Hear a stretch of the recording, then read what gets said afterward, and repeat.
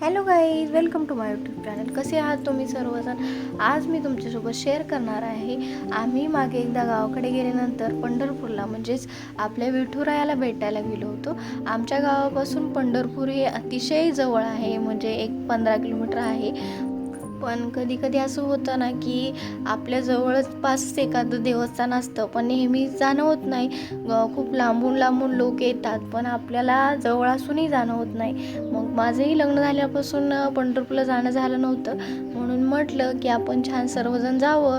आता तुळशीवृंदावन वगैरे झालेलं आहे, तिथे नाईटला पाहायला खूप सुंदर असतं, म्हणून आम्ही तुळशीवृंदावन आणि पंढरपूरच्या अलीकडे एक राधाकृष्णाचं मंदिरही आहे, इस्कॉनचं मंदिर. ते आम्ही लहान होतो तेव्हा तर ते मंदिर एवढं मोठं नव्हतं, पण खूप सुंदर होतं.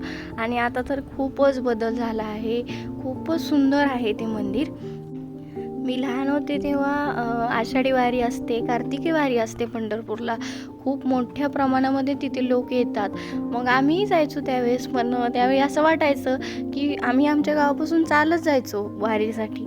पण विठ्ठल रुक्माईचं दर्शन घेण्यासाठी इतक्या लांबून लांबून लोक येतात. मग आजूबाजूच्या लोकांनी कशाला जाऊन गर्दी करायची. मग मी ना नेहमीच जायचे माझ्या पप्पांसोबत. तर ते कधीही गेल्यानंतर ना आषाढी वारीच्या वेळेस ते ह्या राधाकृष्ण मंदिरातच जायचे अगोदर.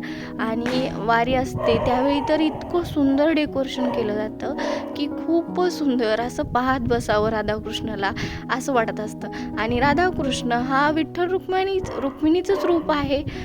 आणि त्याच मंदिरामध्ये राधाकृष्णाच्या पाठीमागेच बरोबर हे विठ्ठल रुक्मिणीच्या मूर्त्याही आहेत. म्हणून ते नेहमी कधीही आषाढी वारी असेल, कार्तिक वारीचा असेल, आजही ते कधीही जातात तर अगोदर त्या इस्कॉनच्या मंदिरामध्ये जातात, राधाकृष्णाचं ही दर्शन घेतात आणि तिथेच पाठीमागे असलेल्या विठ्ठल रुक्मिणीचंही दर्शन घेतात. आणि त्याच्यानंतर मग म्हणजे बारीने दर्शन वगैरे न घेता ते फक्त नामदेव बारीचं दर्शन घेतात आणि घरी येतात. म्हणून मी लहानपणापासूनच जात असल्यामुळे मला तर खूपच आवडतं ते मंदिर. म्हणून मग आम्ही गेलो होतो. माझी इच्छा होती ईश्वला देवला हे मंदिर दाखवावं, की आपल्या मम्मा ज्या गोष्टी लहानपणी पाहिलेल्या आहे त्या गोष्टी तेही त्यांच्या लहानपणात पाहतील. मग आम्ही गेलो, छान तिथे भजन वगैरे सुरूच असतं. मग छान पाहिलं, थोड्या वेळ बसलो तिथं. देव इशू तर खूपच एन्जॉय करत होते. इशूला तर इशू लहानच होती तेव्हा, रांगत होती, उभा राहत नव्हती.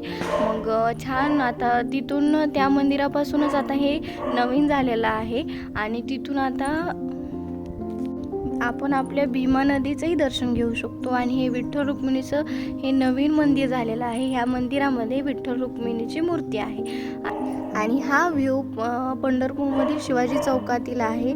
असे वारकरी आहेत, पालखी आहे, ते खूप सुंदर पद्धतीने, जसं म्हणजे वारी, आषाढी वारी असते, कार्तिक वारी असते, त्यावेळी जसा देखावा असतो तो कायमस्वरूपी लोकांना पाहता येईल यासाठी त्यांनी असं सुंदर देखावा इथे शिवाजी चौकामध्ये केलेला आहे. मग त्याच्यानंतर आम्ही तुळशीवृंदावनला गेलो. तुळशीवृंदावन ही खूप सुंदर आहे. पंढरपूरची संत परंपरा आणि पांडुरंगाचे जे तुळशीबरोबरचे भावनिक नाते आहे हे, आणि या जिव्हाळ्याचा, नात्याचा आणि संत परंपरेचा या दोन्हीचा मिलाफ करून वनविभागाने पंढरपूरमध्ये ह्या वृंदावनाची निर्मिती केली आहे. आणि अतिशय सुंदर 25 फूट ही विठ्ठलाची मूर्ती आहे. आणि 10 प्रकारच्या तुळशींची झाडं आहेत इथे. आणि अतिशय सुंदर कारंज्या आहेत, वेगवेगळ्या संतांच्या मूर्त्या ॲडल म्हणून त्यांनी इथे तयार केलेल्या आहेत. खूपच सुंदर असा छोटासा तलाव आहे आणि नदी आहे. अतिशय सुंदर ही विठ्ठलाची मूर्ती तर किती छान दिसत आहे. अतिशय छान वाटतं तुळशीवृंदावनला गेल्यानंतर. आम्ही तर सर्वांनी खूप एन्जॉय केलं आणि आम्हाला तर तुळशीवृंदावनला जाऊन खूपच सुंदर वाटलं. आणि ते जे बरेच संत होऊन गेले त्यांचे पूर्ण देखावे, विठ्ठलाने जनाबाईसोबत गहू दळले होते जात्यावर, हे देखावा पण ह्या तुळशीवृंदावनामध्ये केलेले आहे. अतिशय सुंदर सुंदर फुलं आहेत आणि कारंजे तर इतके सुंदर आहेत की असं वाटतं तुळशीवृंदावनाला गेल्यानंतर की घरी परत यायलाच नको. माझंही खूप दिवसानंतर झालेलं माहेरपण हे मला अतिशय आनंददायी वाटत होतं.